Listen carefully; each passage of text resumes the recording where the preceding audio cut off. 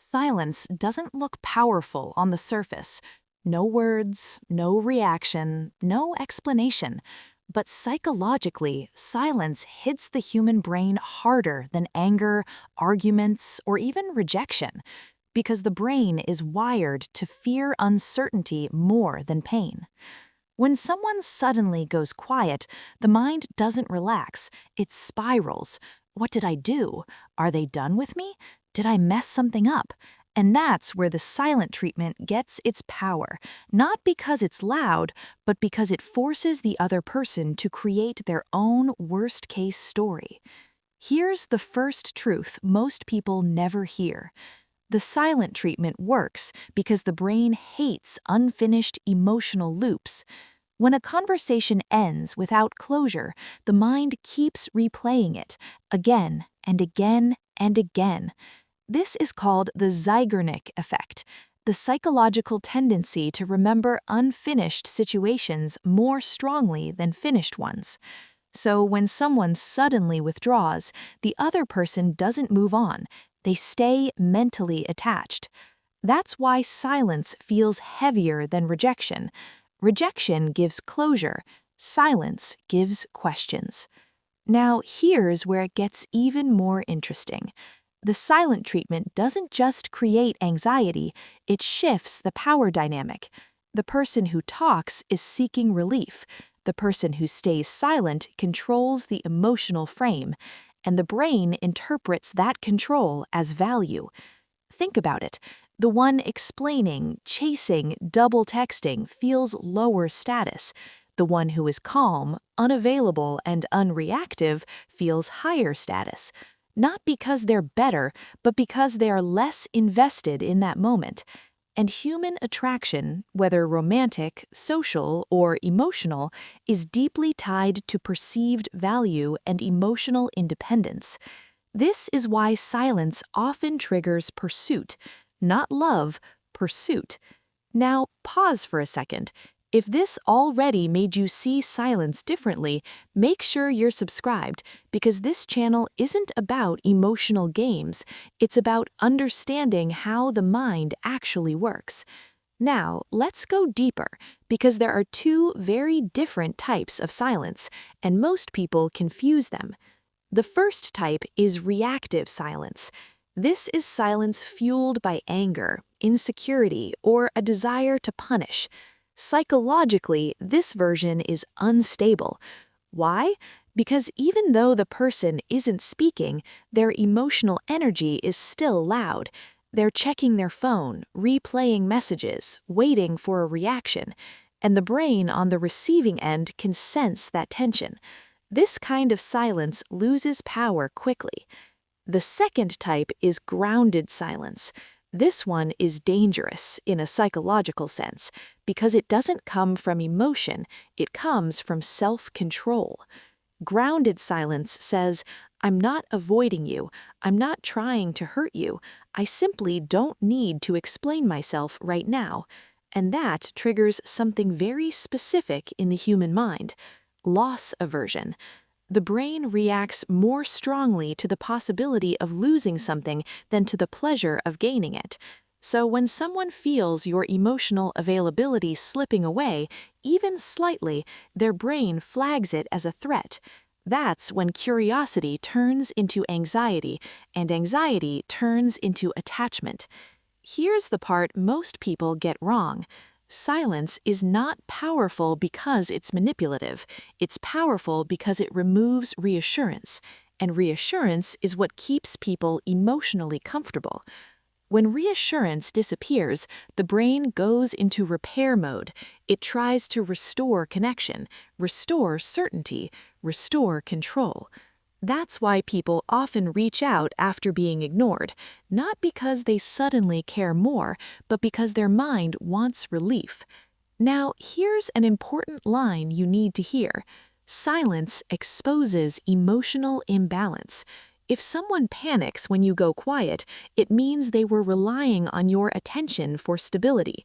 If someone stays calm when you go quiet, it means they weren't emotionally dependent to begin with.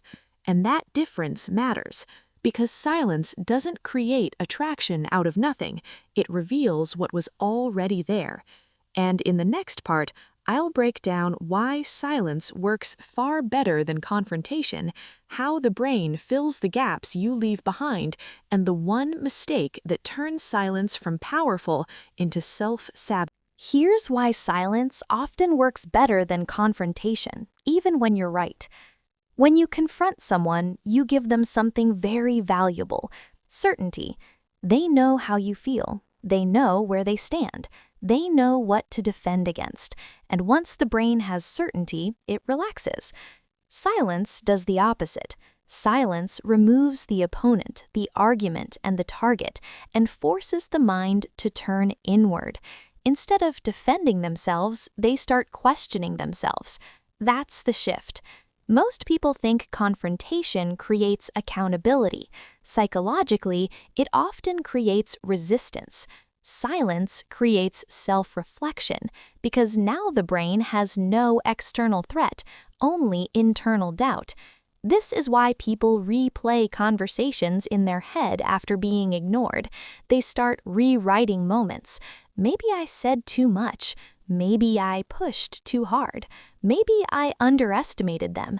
And here's the critical part.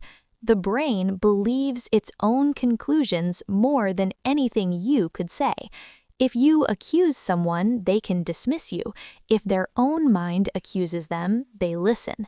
That's the hidden power of silence. Now let's talk about why silence feels addictive. When someone doesn't respond, the brain releases dopamine in spikes, not steady streams. Uncertainty creates intermittent reinforcement, the same psychological mechanism behind gambling addiction. Sometimes there's a reply, sometimes there isn't, and the brain becomes hooked on anticipation.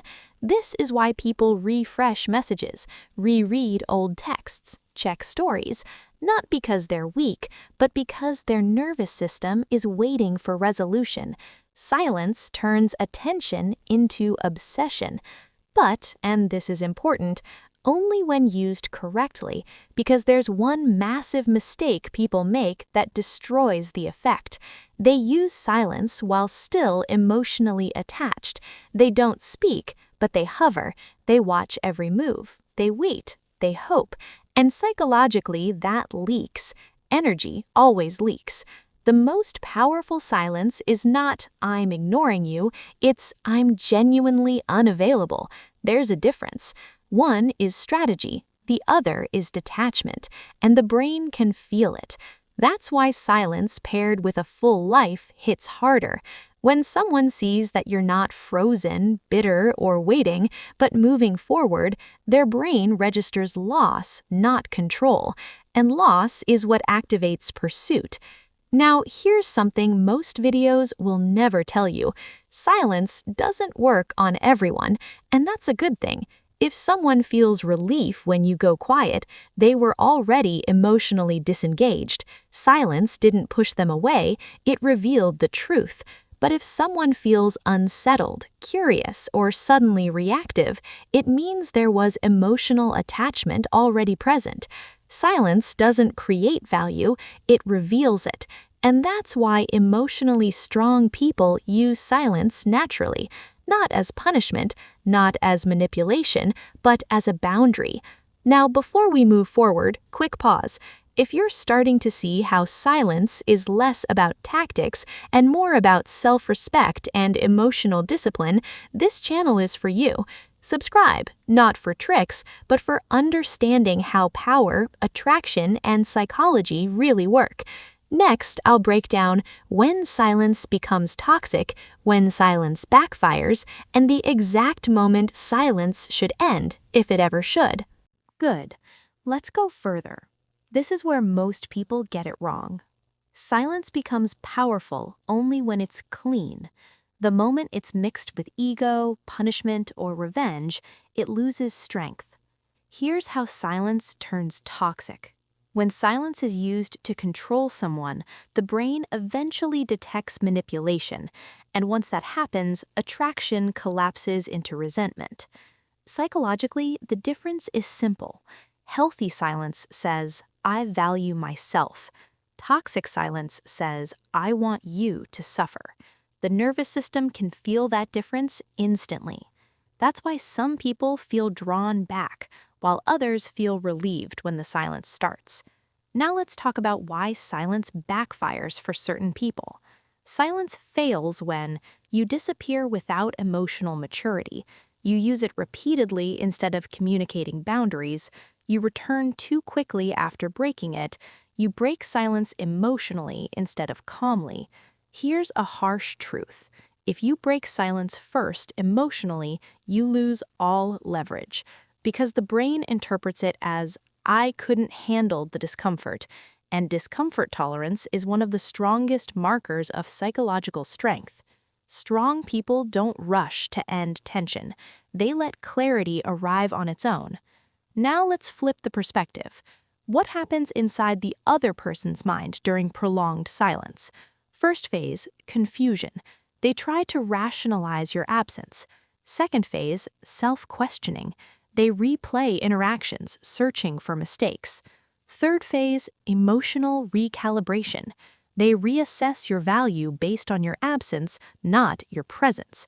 This is where silence becomes dangerous, because the brain often romanticizes what it can't access. But here's the twist no one expects. Silence only increases attraction if there was emotional value before. If there was chaos, disrespect, or inconsistency, silence doesn't create desire, it creates peace. And peace feels better than drama, so silence becomes a filter. It removes people who were attached to access and reveals those attached to you. Now let's address the question everyone asks but few answer honestly. When should silence end? Silence should end only when you no longer need an outcome. You're okay with either response. You can speak calmly without proving anything. You're not seeking validation. Because the moment you need a response, silence has already lost its power.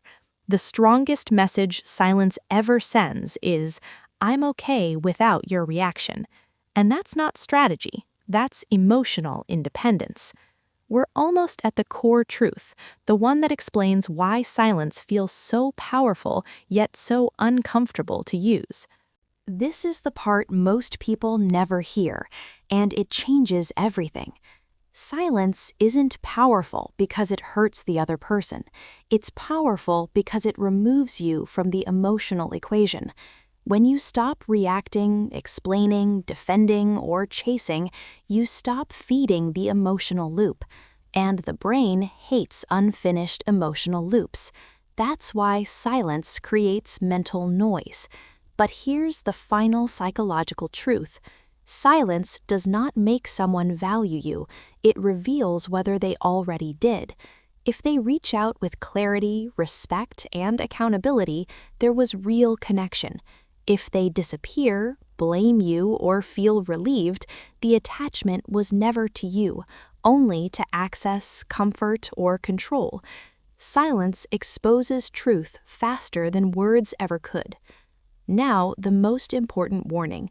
Silence should never be used to manipulate, punish, trigger anxiety, or gain control, because when silence is used as a weapon, it damages you more than them. Your nervous system absorbs that tension. Healthy silence is calm. Toxic silence is loud inside. That's the difference. And this is why emotionally mature people use silence rarely but powerfully. They don't disappear to be noticed. They step back because they already noticed enough. One last thing, and listen carefully. If this kind of psychological insight makes you pause, reflect, and see situations more clearly, you're exactly the kind of person who benefits from understanding human behavior deeper. That's why content like this exists, not to teach games, but to build awareness. If you want to keep sharpening that awareness, you know what to do next. Quietly. Because the strongest people don't announce growth, they move differently.